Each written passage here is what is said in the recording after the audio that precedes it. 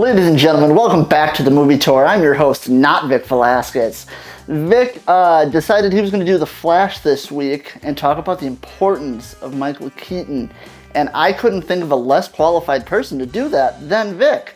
So I decided to have him go on a vacation, and it's definitely not tied up in a closet in the back room.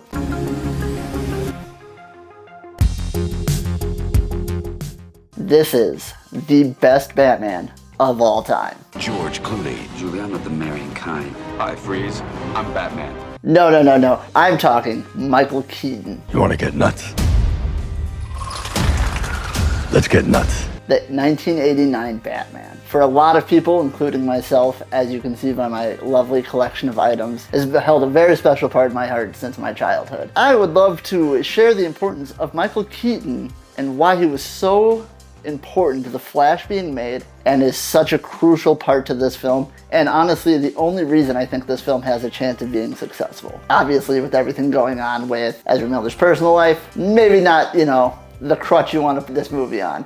And Michael Keaton is absolutely one of the most reliable people. Now for some of you, you might not know the importance of the Michael Keaton Batman because you're just wondering why Jack Frost is in this movie, or why the guy who's from the McDonald's Founder movie is in it. It's 1989, Batman's wearing Nikes. It was a weird time, I loved it. This was the first time the Batman character was presented in a live action that wasn't so goofy as the Adam West one was portrayed. Which there's nothing wrong with that version of Batman for a lot of people. For like my father, that was his introduction to Batman, was stuff like that. Michael Keaton being in this film, it was so intuitive. It was the first really massive comic book film for emo kids essentially, because it was such a darker tone. It was such a darker side of how most superheroes, we had the Superman, the Reeves films out at the time, and those were very blocky, good guy, smile, cheesy all-American superheroes. But Batman was a very dark and gritty character, and this was the first representation of that dark and grittier side for Batman. Because again, up until that point, it was mostly just Adam West doing the do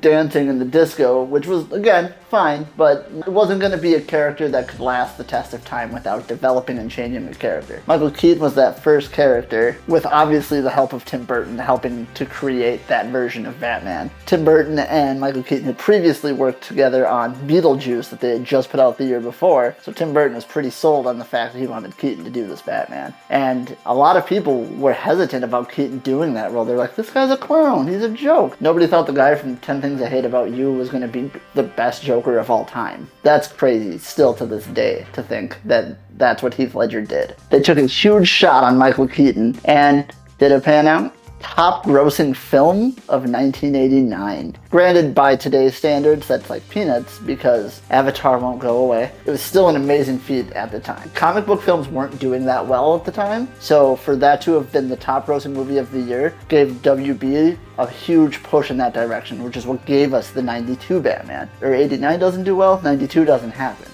1989, we have Jack Nicholson, whose usual rate at the time was around $12 million a film. He was like, nah, I'll do it for $6. And some of the box office and some of the merchandising. They had no idea how well this film was going to do, and they were like, that's great, we'll probably only give this guy $8 million total. He'll be out $4. He's made $90 million to date. So, smart play for Jack Nicholson. He probably didn't have to work another day in his life after that, but he opted to still make anger management, so that was a decision. So as we're watching Michael Keaton, it's like he hasn't missed a step. Michael Keaton has famously talked about this role so much in his life. He was still talking about it up until just a couple years ago, and then obviously when this was starting to be made, everybody was like, oh, he's gonna do it, they're gonna put Michael Keaton in the Batman, and then he wasn't saying anything about it, because that's what Hollywood actors do.